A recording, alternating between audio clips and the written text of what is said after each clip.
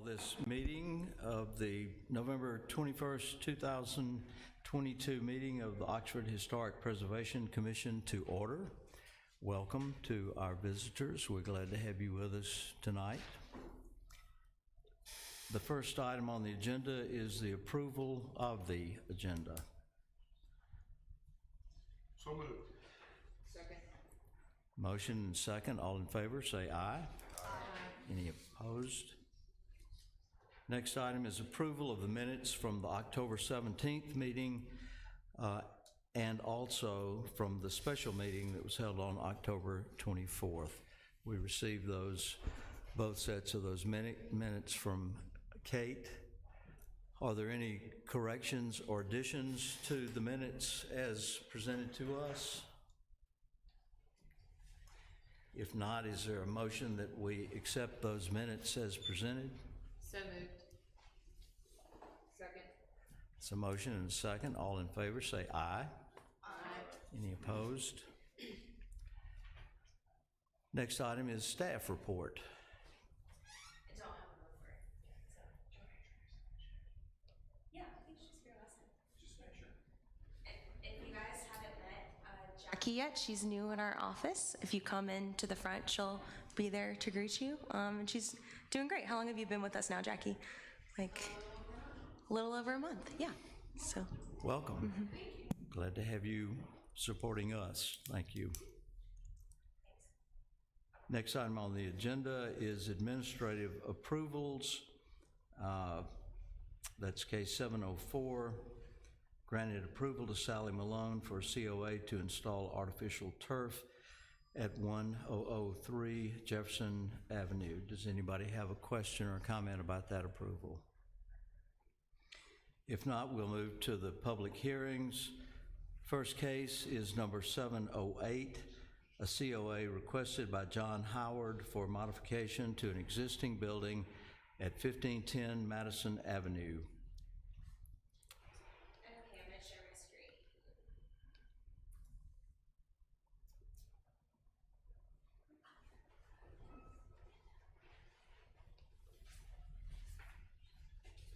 Okay, so our first case, as Jack said, is regarding 1510 Madison Avenue. The applicant seeks approval for several changes to the existing contributing structure. 1510 Madison Avenue is described in the Historic Resources Inventory Survey as a circa 1925 5-bay frame with brick veneer Tudor-style cottage with asymmetrical Tudor Revival exterior. The proposed changes are described with staff comment in your report, and I'm going to highlight them here along with the relevant references to the design guidelines. So the first item is to remove the vinyl siding and aluminum window infill on the west side porch to replace that with new windows and a shutter wall. The existing vinyl siding and aluminum window are not original to the structure, and the proposed new materials, hardy siding and double hung windows to match existing, are acceptable and frequently approved in the historic districts. The next item is to build a new rear addition, remove the existing rear wood deck and stair, and replace it with a new screened porch and stair. The applicant proposes to build a new rear addition and porch. The existing rear porch is an addition, and its removal does not constitute any damage or removal of character-defining historic features or historic fabric. The proposed new porch features brick piers and a brick arch, treated wood posts and railings, and a new chimney. The new rear addition has a shed roof that sits below the ridge line of the adjacent gable roof line, so it will not be visible from the street. The proposed materials are appropriate for the building and are frequently approved in the historic district. Staff finds that those rear additions do meet the recommendations of the design guidelines for new additions to historic buildings. The applicant requests to remove an existing concrete patio at the basement level and replace it with a brick paver patio. This will not be a discernible change due to its lack of visibility, and brick is an appropriate paving material in the historic district. The applicant requests approval to replace the existing chimney cap with a copper chimney cap and to replace the existing front louvered gable vent with a copper louvered vent. Copper is not typical on a building of this age for either of these features. The design guidelines recommend replacing historic materials in kind, and the use of copper for these two items is not in keeping with the age and style of the house. While this change is ultimately reversible, for instance, a new wood vent could always be reinstalled, the commission should consider if the addition of copper in this instance is appropriate. And the last item is a request to paint a lime wash finish on the house. The applicant did request approval in March of 2020 to paint the house, and that project was denied by a commission vote. And I included an excerpt of that report for you guys in the current report. I'll read a little bit of it here. The Oxford Design Guidelines note that brick and stone that have never been painted should remain unpainted, and commercial sealants or waterproofing coatings should not be applied. Moisture problems are best handled by addressing the source of water infiltration. And then another excerpt from the design guidelines, not recommended applying a paint or other coatings to masonry that has historically been unpainted or uncoated to create a new appearance. That's on page 77 of the design guidelines. So the applicant proposes a Remabio Classico lime wash product. And thanks to Julie for providing a lot of information about that when we asked her. The product is a slaked lime paint, and it does address some of the concerns of the previous COA hearing. It does appear to be highly permeable, which alleviates the concerns about damaging the brick due to moisture. However, after Julie spoke with a representative of the company, she was not able to confirm that the product is completely removable beyond the initial first few days of application. So while the product addresses the technical concerns raised by the initial request to paint the building in 2020, doesn't change the fact that this is an exterior change to a contributing Tudor revival cottage in the historic district. This was a prominent style from around 1890 to 1940, and the brick cladding, usually veneer, like with this house, is a very common exterior material for buildings of this style, along with stucco, wood, and occasionally stone. Staff finds that the application of the proposed lime wash is not in keeping with the recommendation of the design guidelines, that the key to a successful rehabilitation is respecting the historic character of the building and preserving as many of the original historic materials and details as possible. Alterations should be easily reversible to allow a future owner to return the building to its original configuration. So staff recommends approval of the bulk of the request, the additions, and the changes to the patio, the porch, et cetera, but is recommending denial of the request to lime wash the building exterior. So I know the applicant's here, and Julie, I'm not sure if either of you would like to speak, or, yeah. I'm happy to answer any questions also. Thank you. Welcome, Julie. Glad to have you with us. I'll open the floor for discussions and any questions that we might have for Julie or for Kate. Perhaps, since there are several items included in the COA, we could begin our discussions with the additions to the house and structural addition and porch and so forth. If anybody has questions about that portion of the COA.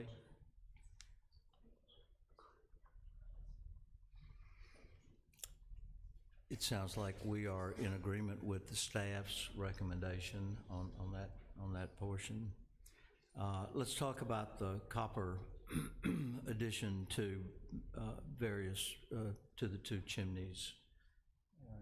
Any comments?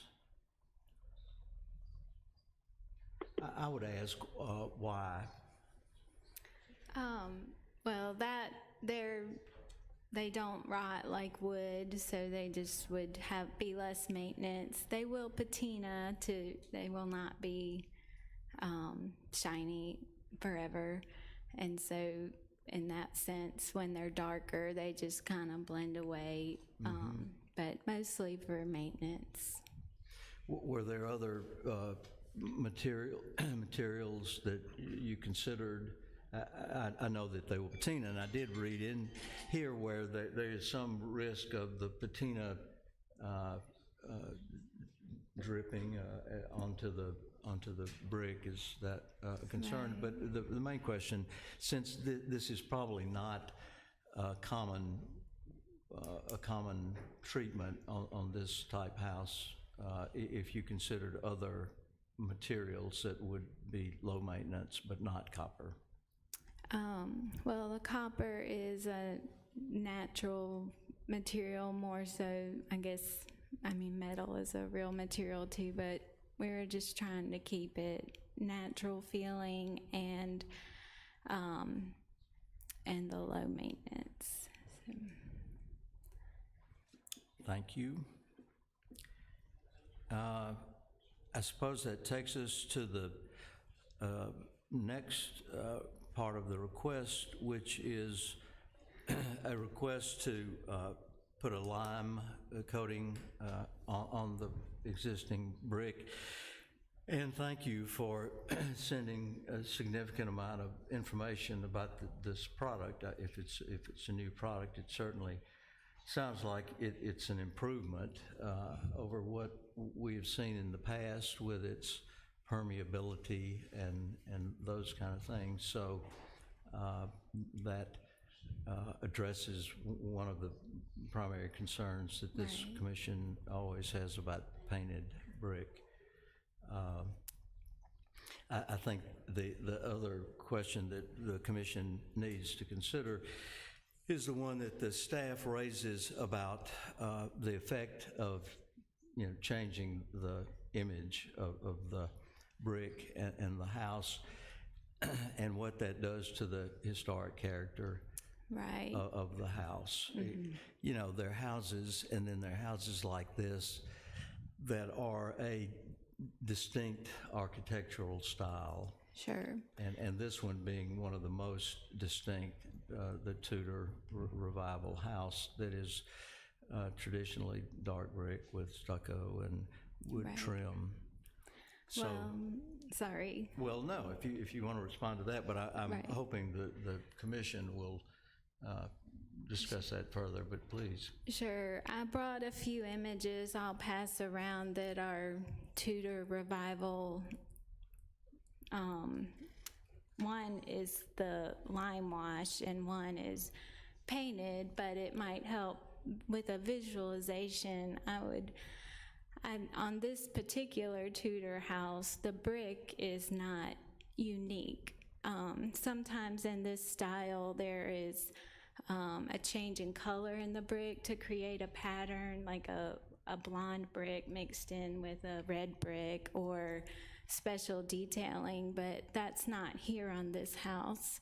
On this house, the elements of Tudor Revival are like the steeply pitched roof, the rounded entry, the divided lights in the windows, the asymmetrical front elevation with the chimney being asymmetrical, the cross gables, and there is a little concrete detail on the fireplace, like a large stone detail on the fireplace. So those things are what are the character defining things about this house. And yes, they're typically brick or stucco, but the brick on this one is not a unique brick, if that makes sense. So I feel like once the lime wash is applied, the character defining features will remain. So, and these images, that's the purpose of them, is to show that the lime wash doesn't change the character. If I didn't know that was available anymore. Can we switch to the overhead?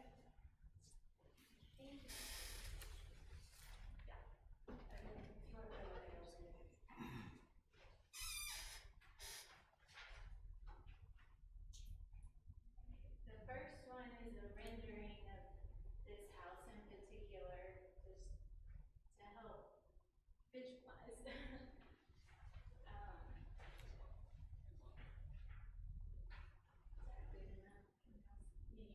Scoot it over just a wee bit. There you go. Thank you. As you kind of saw in the materials I sent, the lime wash is not a thick, solid white like paint. So the brick will show through still. Let me ask you to sort of, you said the brick is not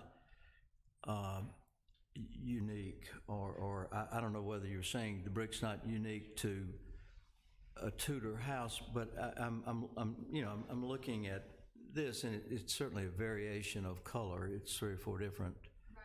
hues. That one spot, the color of the brick, yes.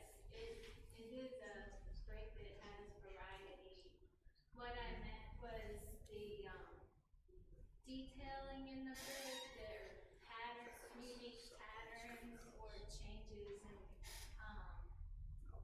what I meant when I said changes in color, there are often timber beams or something in the front, or like that's a mixed variation brick, but a row of blonde brick or a diamond kind of pattern of blonde brick within the red brick is also typical, but there's none of that. This is just plain running behind red brick.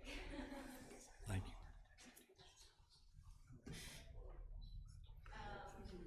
This next picture just shows,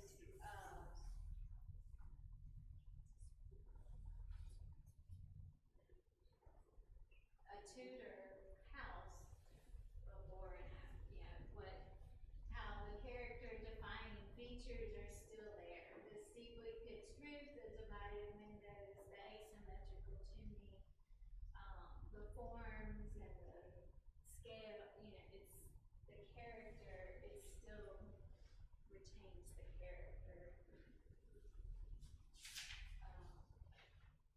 And this one is a larger scale than our project, but that is lime wash, so it kind of shows it on a Tudor house. That's a totally different looking house to me than what we're dealing with. That does not look inappropriate.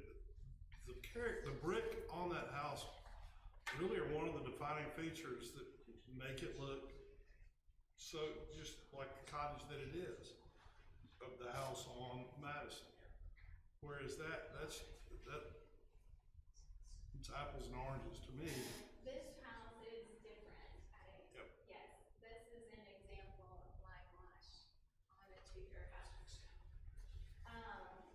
These are stucco, so they're different too, but, I guess the forms, they're all Tudor, and what makes them Tudor. For me, We're not changing, this house will still be brick, so. yeah. And I would have to question if the illustrations that we're looking at after being painted still have the sort of classical Tudor look to them. But I appreciate you showing them to us.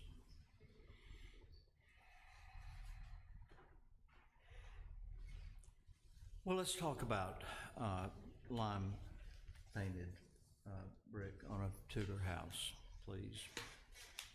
The Joel? technical part notwithstanding, this just changes the look of the house to the point that I don't see it. The house is great like it is. The bricks are such a defining feature of that house. The color variation, instead of being one big blob of color, that's what really makes that house look good.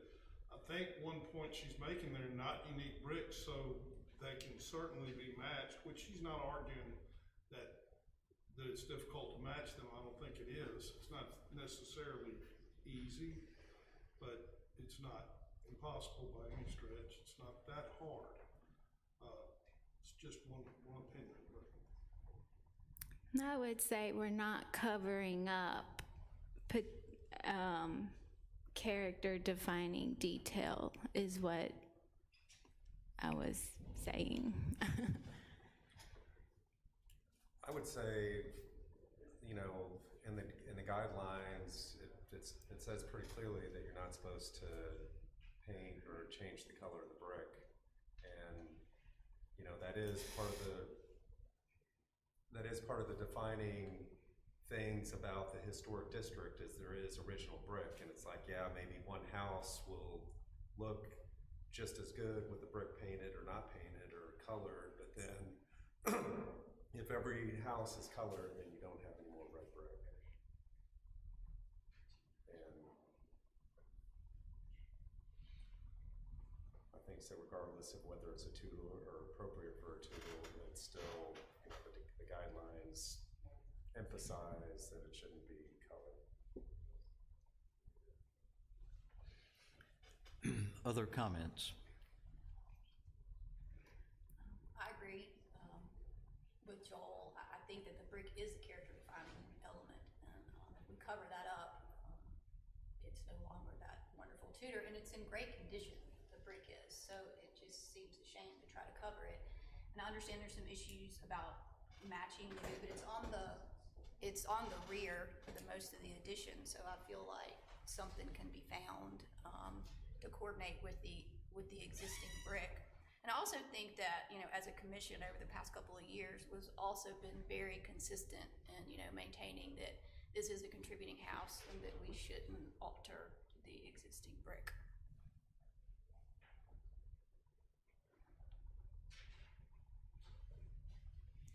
Are there any other comments? Well, it appears, just with an unofficial head count here,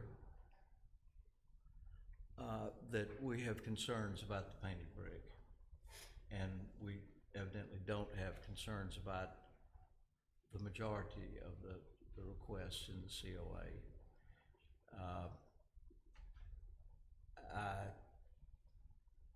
I think it would be appropriate to ask if you would consider changing, and can that be done here, leaving part of the request out? You could also, whoever makes the motion could condition what Could portions exclude of the, the yeah. requests are to be That's approved and what are to be denied. good. Yeah, we need to do the right procedure. So, are there any other comments or questions about any of this COA? If not, is there, excuse me, is there a motion regarding this COA? I'll make a motion to approve excluding the lime wash. Is that the way to say it? Yeah. Okay. Yeah. Yes. Second. Motion has been made and seconded to approve the COA with the exclusion of that portion that deals with liming the exterior surface of the house. Any further comment, conversation? If not, all in favor of approving that motion, say aye. Aye. Any opposed? Julie? Thank you. Thank you. Thank you.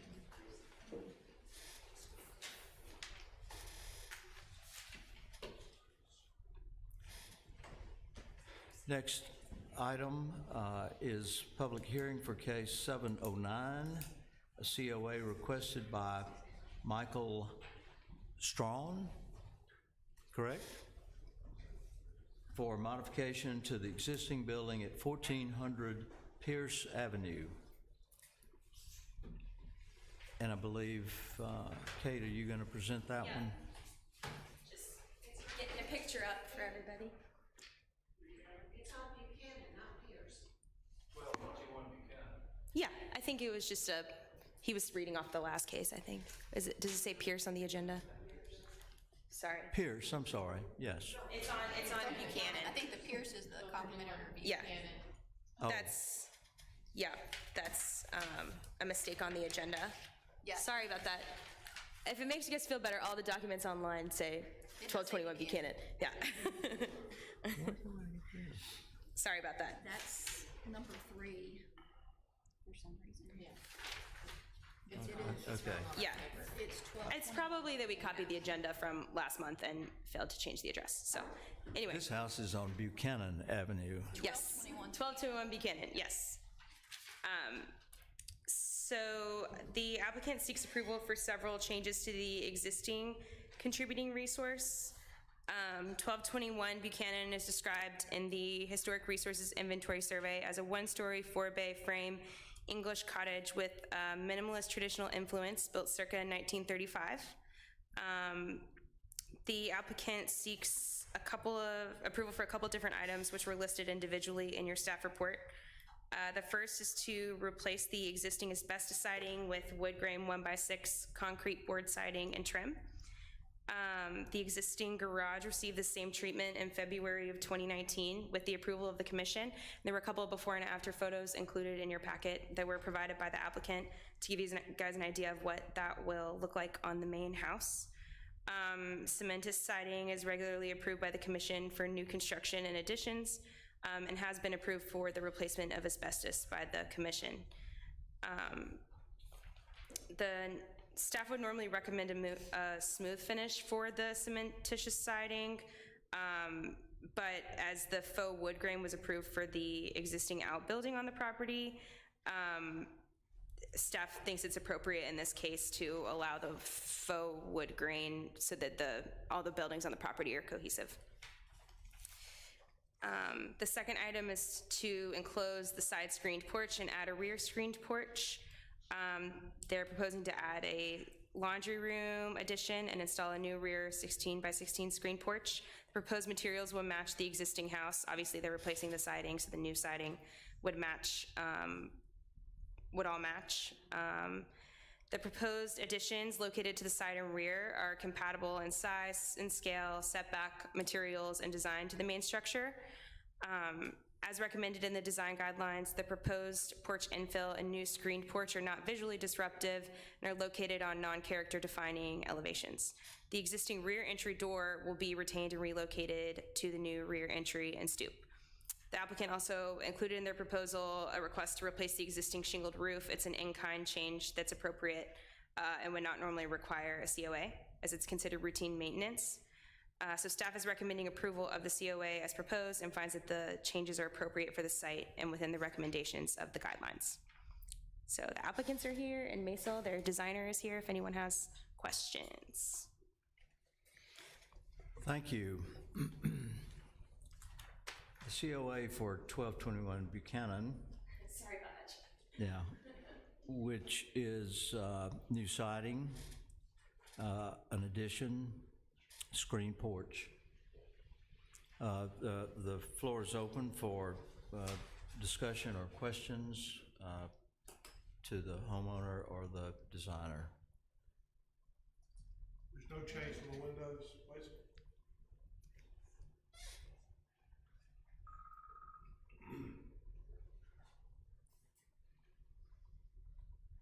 This appears to be a very straightforward request, changing the siding, which will match the siding that was approved last year for the outbuilding,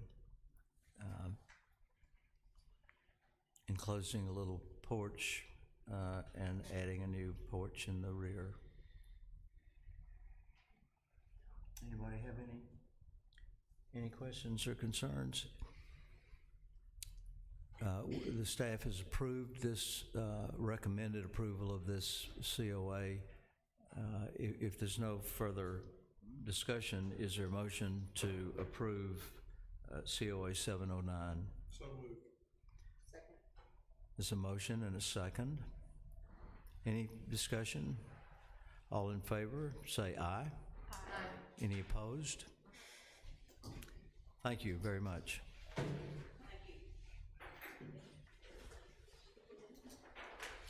Next item on our agenda is a complimentary review. So, Jack, the designer for the applicant is online. I'm gonna check and see if she can Great. before Angie presents. Hey, Tracy, can you hear us?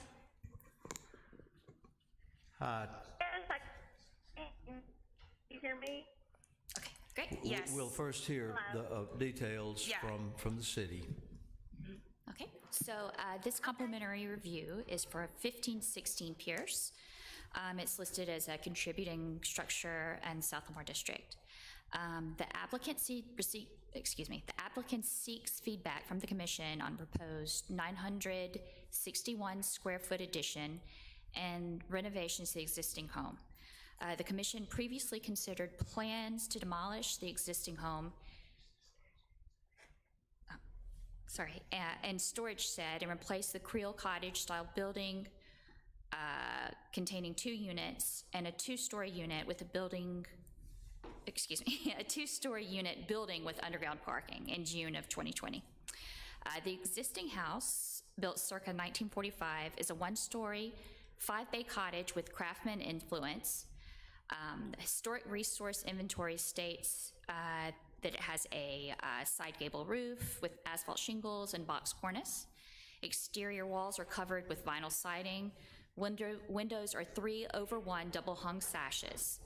A 1-bay gable roof porch with wrought iron post and a 3-light replacement door. So that door is not original.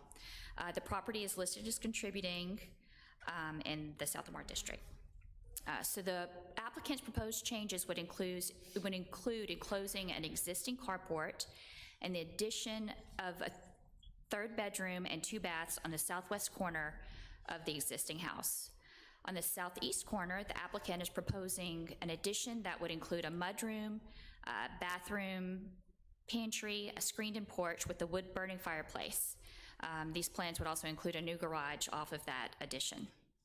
So the applicant proposes replacing existing windows and exterior doors. The front door is not original, and replacing the decorative metal porch posts with wood beams. Existing vinyl and asbestos siding would be replaced with wide board engineered wood lap siding, and existing concrete masonry block skirt would be painted or covered by brick. New asphalt shingles would replace existing. The additions are limited to the rear portion of the existing home and therefore will not be visible from Pierce. However, the commission should consider if replacement of the original windows and the removal of the metal post at the front entry are appropriate. Additionally, the commission should consider if the addition of brick skirt that would cover the existing cement blocks is appropriate for the building as well. And I've listed the relevant design guidelines here. Yep, I think Tracy is online to answer any questions. And Tracy, online, would you introduce yourself, please?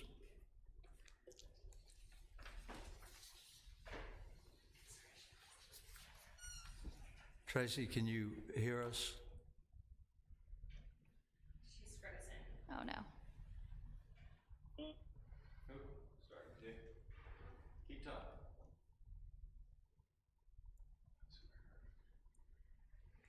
Hello, Tracy. Tracy? Oh, no. There we go. Did she? Houston? Maybe since we're not able to speak with Tracy, you guys could discuss the proposal and the staff report, and she'll obviously be able to watch this back, and maybe she'll be able to unfreeze at some point.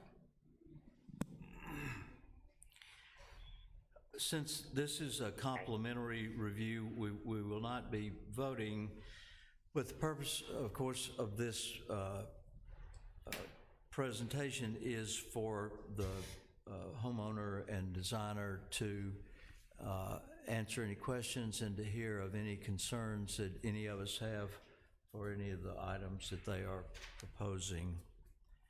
So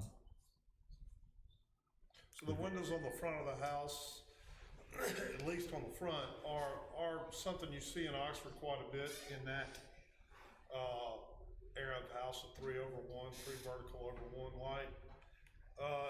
If they're not in terrible shape, you know, the thinking might be you want to try to save those windows. And, you know, obviously you're going to have new ones on the back, but they do add something to the overall effect of the house. That portion you can see from the front. And the brick skirt, if you're looking for, you know, I get staff's what they're saying, but you can't see anything from the street for what it's worth. You can't see anything. Yeah, it's raised. So it's kind of a non-issue, but to me. I think aren't there like brick planters that are there already that sort of block it, so, yeah. What about the metal? Joel, yeah, do you have an opinion about replacing the metal post columns in the front with wood? It looks like it's a different porch too, not just a column. Is it? What about hold that thought, what about the power, the electrical power on the front of the house? Is that, are y'all gonna make them, that sure isn't historically correct. It should be anywhere but where it is. And is that does that have some relevance in our discussion? Yeah, you could suggest that they relocate. Tracy? Can you hear us? Tracy, are you with us? I am. We didn't, we almost heard you, but not quite. Please say again. Would y'all rather me try to call in? Yes. Tracy, are you, I don't know what your device is, but we can't, can you affect the volume? The number to call in is on the same memo where you clicked the link to join the hearing. And we can see if that'll work better. Okay, let me try that. I know.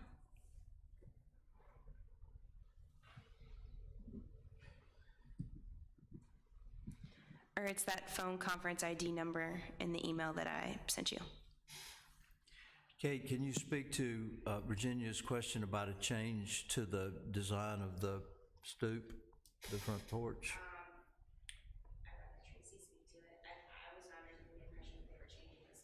It just looks a little different, and it might be because it's just kind of sketched in. I was just curious. Yeah, no, it's a valid question. Because that would be a concern with the guidelines. She is? Oh, yeah, here we go.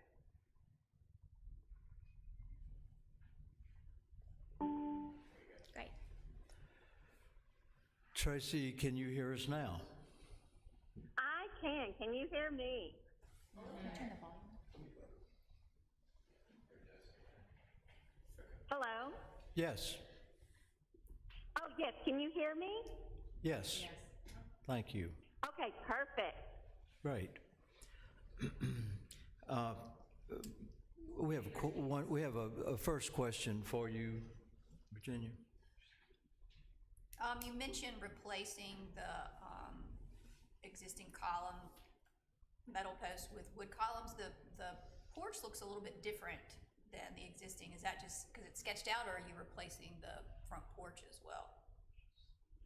No, so right now it is covered with the vinyl siding, and it does look like, to me, as far as I could tell without removing it, that they may have done a little reconfiguration with the actual underside of the front porch and even possibly the eaves of the front porch. There's definitely something done, because there is like a small portion of the existing wood, but then the rest is wrapped.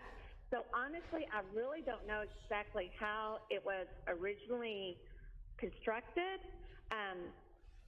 but my opinion and the owner's opinion is we would like for the front porch to look more like how it was originally constructed.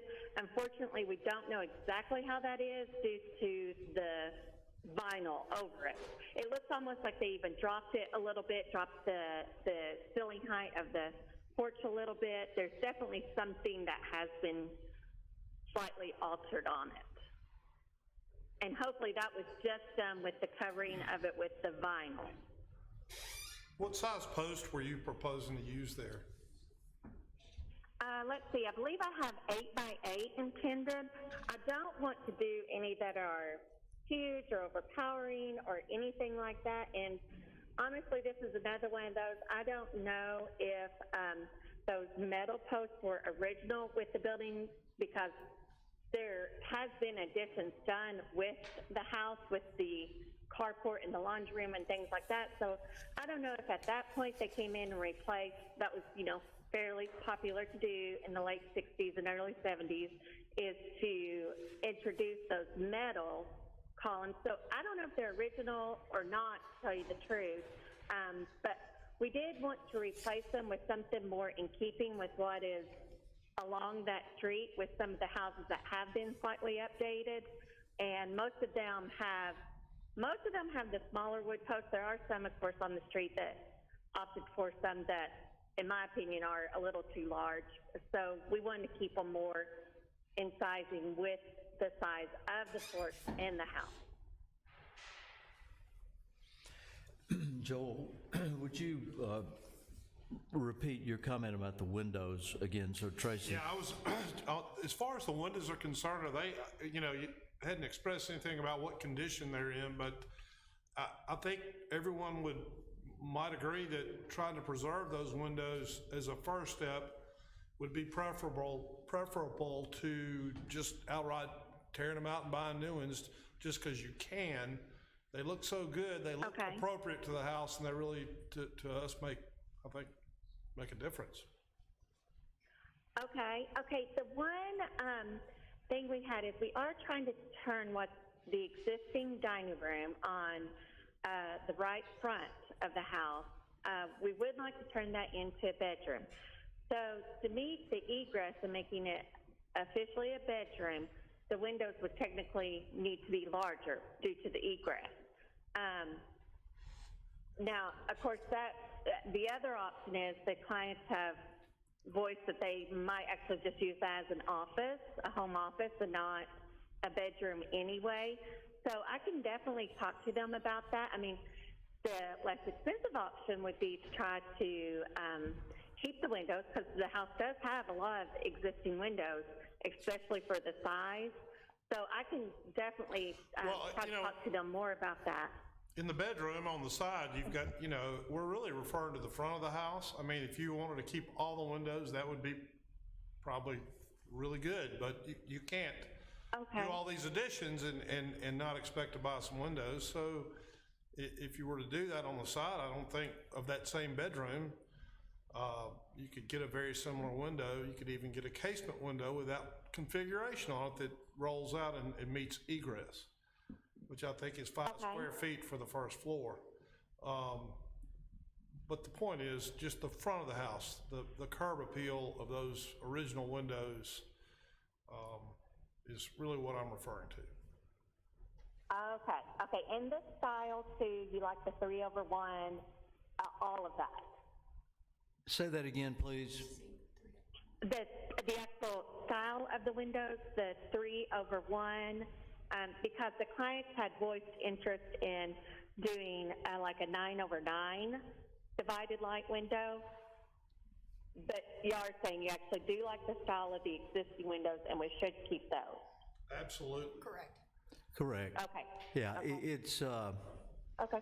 the desire to always keep the original windows if possible, but in this case, it's more than just keeping them instead of replacing. It's the style of the original windows that are so appropriate to the age of the house. And the change that you're suggesting, I think, has sort of a significant change to the statement the facade of the house makes. Okay. Is there a new location for the electric meter? Oh, yes, we will definitely move that. And also, we'll definitely want to move that over to the side of the house. There's also the existing really large generator on the left side of the house, and we would like to just remove that completely.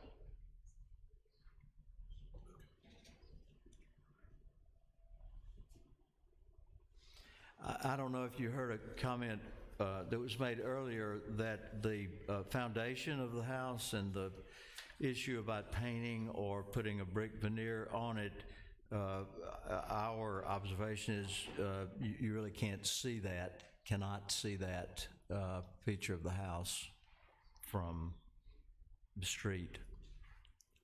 Yeah, you really can't because the house is raised quite a bit off of the elevation of the existing street. So it's the existing CMU that's there is, it looks like portions of it in the past have been painted, but not all of it. And of course, we're doing the addition.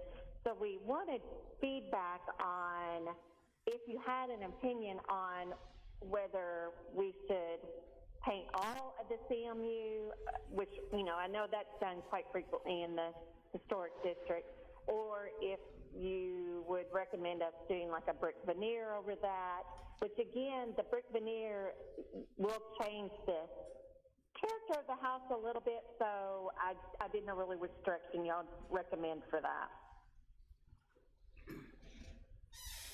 Does anybody have an opinion of, I would think the blocks are blocks with slurry. I don't know, or some sort of stucco finish thinking like would be slurry. absolutely correct Yeah, for that paint house. slurry.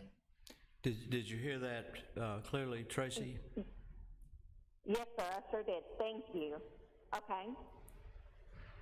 And I think the last issue would be the replacement of the metal columns with wood.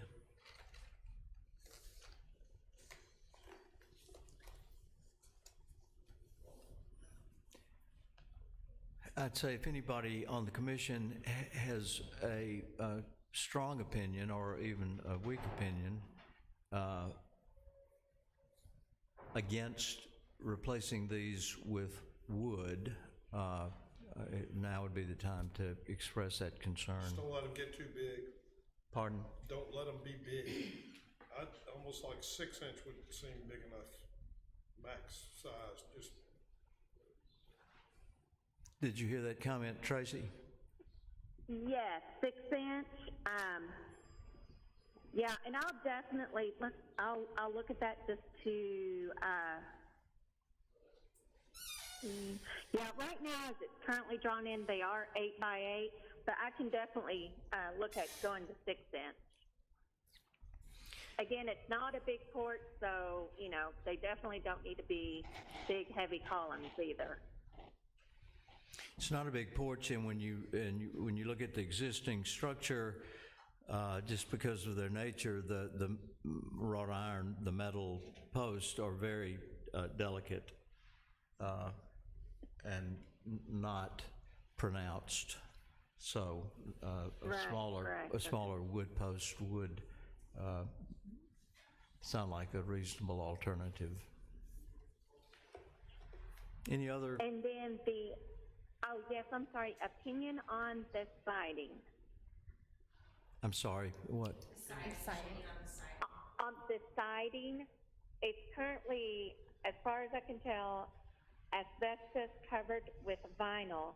I do not believe from what I've looked at so far that the asbestos is in good shape, probably not going to be able to be reused. So we were going to go with a wide board, like approximately 8 inch, either LP or Hardy type of siding, painted siding.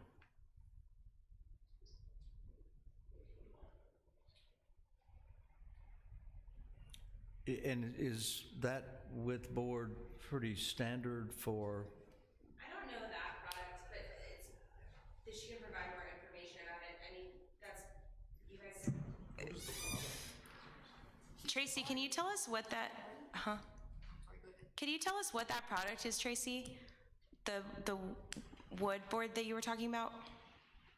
Oh yeah, it's just like a standard lap siding that you could do the smooth side or the rough side out, the wood grain side.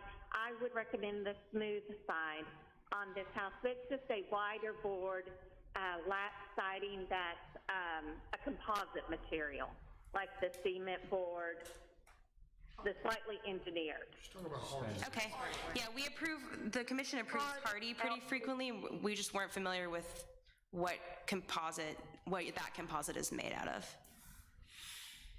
Yes, it's LP is another one that has like similar to Hardy. Okay. It's just another manufacturer.